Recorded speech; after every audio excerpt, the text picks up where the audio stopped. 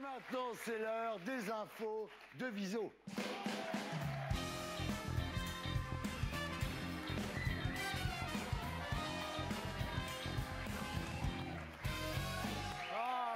Quel accueil! Bonsoir à tous, bonsoir Thierry. Et on commence tout de suite par la politique française.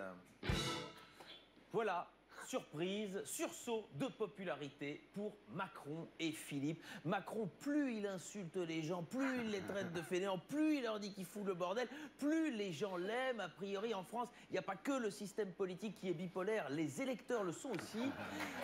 Et ouais. Alors, pour Édouard Philippe, c'est différent. Si sa popularité augmente, c'est essentiellement dû au fait que les gens sont déjà contents de le reconnaître maintenant. Et ça donne un petit coup de boost. Le Premier ministre, justement, qui apparemment met le cap sur le volet social. Alors ça, après 5 mois de mesures pour les riches, il était temps de se pencher sur les mesures contre les pauvres. Évidemment. On va pas se mentir, le volet social du gouvernement, c'est comme Benzema en équipe de France, on l'a pas beaucoup vu. Mais là, il met le cap dessus. Alors, rappelons que c'est pas parce qu'on met le cap sur quelque chose qu'on y arrive. Hein. Christophe Colomb avait mis le cap sur les Indes. Alors, attention, Édouard. Premier ministre toujours, Christophe Barbier conseille à Édouard Philippe, pour augmenter son charisme, de se raser. Et là, ça prouve que c'est très très grave. Quand c'est Christophe Barbier qui te donne des conseils en matière de charisme, c'est que c'est chaud patate quand même. Autant demander à Bertrand Cantat des conseils de galanterie. Si, non, on peut taper sur Bertrand Cantat. Oui. À droite, à présent, Robert Bourgi, condamné pour avoir donné trop d'argent à la droite française. Alors ça, saloperie d'assistanat. Bourgi, alors c'est cet avocat qui avait offert des costumes à François Fillon. En gros, le type est trop généreux. Il est donc condamné pour excès d'un truc de gauche. Ça lui fout sacrément les boules à Robert. Non, plus sérieusement, au lieu de donner l'argent comme ça à Sarkozy, à Fillon, il aurait pu le faire pour des gens qui sont vraiment dans le besoin, des gens qui ont du mal à joindre les deux bouts, qui ont des dettes à payer. Je pense à Raquel Garrido notamment. Oui, voilà, s'il pouvait éventuellement...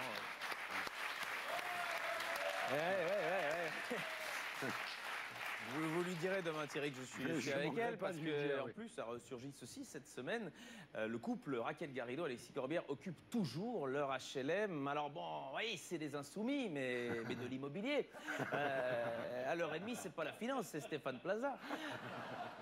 Une bonne nouvelle, quand même. Ça, je sais que Monsieur Cambadélis lui plaire. Dominique Strauss-Kahn s'est marié dimanche dernier à Marrakech. Il est malin.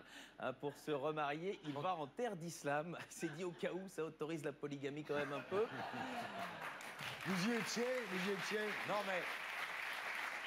Moi j'ai vu des photos, son témoin c'était Hervé Weinstein. On y vient. L'heureuse élue, quand même, on va parler d'elle un peu, c'est Myriam Laoufir, qui a travaillé 1 an chez AID, une organisation qui s'engage dans la lutte contre le sida. Donc c'est quelqu'un qui vraiment lutte contre les MST. Alors, est-ce qu'avec ce mariage, on peut dire qu'elle ramène un peu de boulot à la maison? Vive les mariés!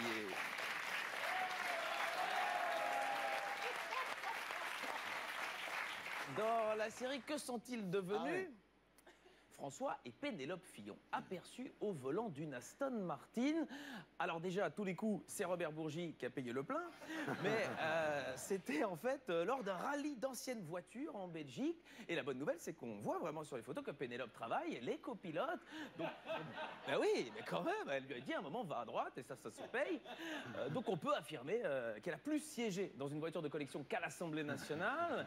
Et on voit quand même François Fillon tout sourire entre Pénélope et l'Aston Martin. On peut donc dire que ça le détend, les vieilles anglaises à Montfrançois.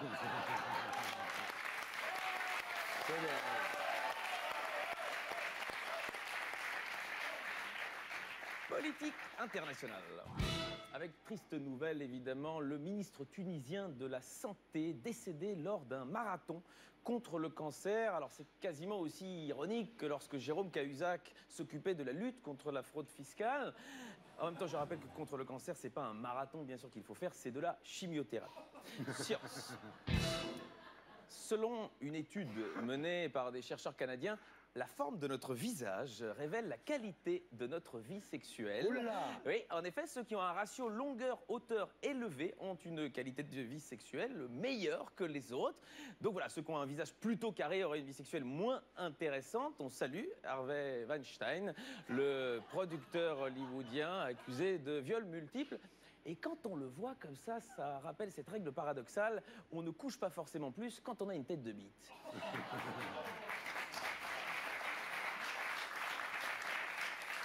People. La chanteuse Shakira et le footballeur du FC Barcelone, Gérard Piqué, ont décidé de se séparer. Voilà, encore un Catalan qui veut son indépendance.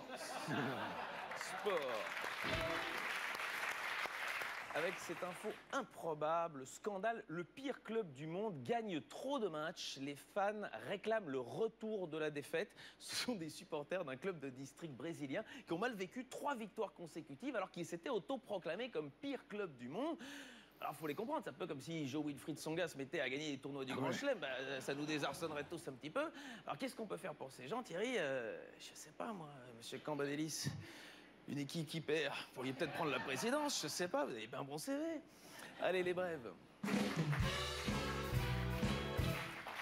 Une info sortie du Daily Mail, des femmes sud-coréennes qui sont allées faire une chirurgie plastique ne peuvent plus rentrer chez elles en avion parce qu'elles ne ressemblent plus à la photo sur leur passeport. C'est gênant, mais c'est véridique. C'est vrai, non, mais c'est vrai. Voilà. C'est pour ça que les Bogdanov prennent le train. Hein. Non, non, c'est-à-dire que depuis le 11 septembre, ils sont intransigeants, hein, tout ce qui pourrait exploser dans l'avion, eh bien, est banni. Et c'est vrai que quand on voit la photo comme ça, qui a l'air de troubler notre ami Jarry, non seulement elles ont l'air d'avoir raté l'avion, mais en plus, on a un peu l'impression qu'il leur a roulé dessus, l'avion.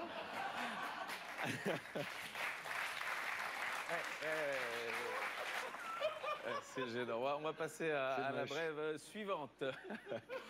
États-Unis, ivre, virgule, un homme arrêté prétend venir du futur pour nous prévenir de l'arrivée des extraterrestres. Alors voilà, c'est peut-être plus nécessaire de le faire souffler dans le ballon.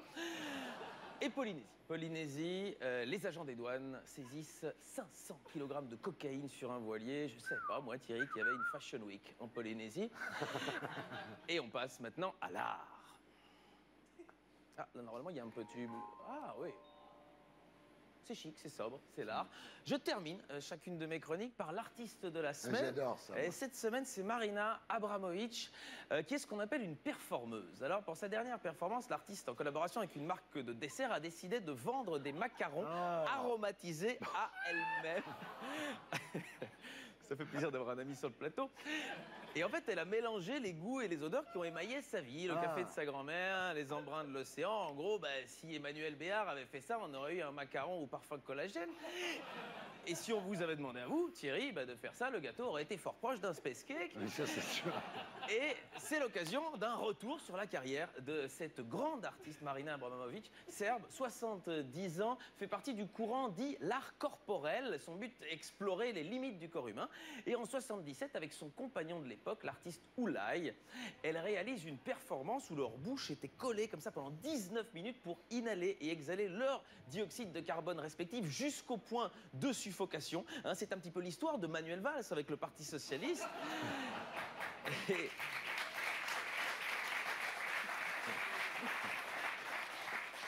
C'est cool, drôle, Bizot. celle-ci, où voilà, il se hurle dessus. Alors on dirait un petit peu Élie et Dieudonné qui parlent Palestine. Et la suivante est très sympathique. The Living Door of the Museum, la porte vivante du musée, toujours avec son compagnon. Ils se sont mis les deux comme ça, nus, et les visiteurs devaient passer entre les deux pour entrer dans le musée. Alors, bah, juste, fallait pas venir trop tôt le matin, parce qu'au réveil, hein, l'accès risque un peu d'être barré. Mais la plus impressionnante, c'est celle-ci, 1980. Ils ont tendu un arc chargé d'une flèche dirigée sur le cœur de Marina et le seul poids des corps maintenant la tension. Alors, une sorte de je te tiens, tu me tiens par la barbichette, mais plus corsé. Et elle a décrit ça comme une expérience sur la confiance. Alors, lui a plutôt vu ça comme une expérience sur le dilemme. Et... C'est bien.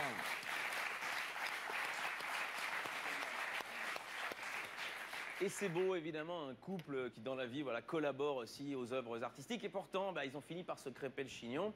Hein, on le voit quand même assez clairement sur cette photo. Et dans les années 80, Marina et Oulay se séparent finalement pour ne plus se revoir. Alors, elle a fait carrière solo, notamment avec des photos voilà, comme celle-ci. Ici, on voit des cornes, du sang.